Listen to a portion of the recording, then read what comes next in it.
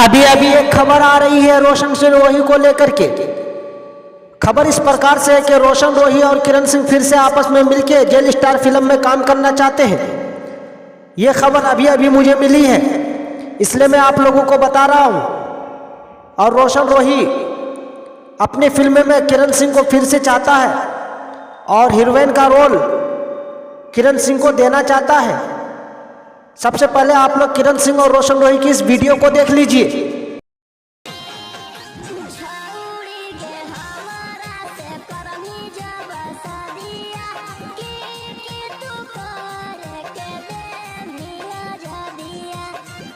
Video कितना जबरदस्त है, जोड़ी कितना अच्छा मिल रहा है, इसलिए चाहता है किरण सिंह और रोशन रोही फिर से जेल स्टार फिल्म में काम करने के लिए।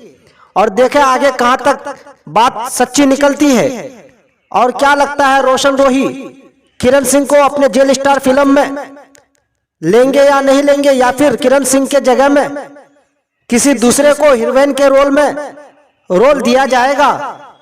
ये तो आने वाले टाइम में पता चल जाएगा।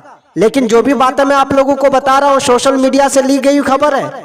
हालांकि इन सारी बातों को हमारा चैनल पुष्टि नहीं करता है। आप सभी का बहुत बहुत धन्यवाद।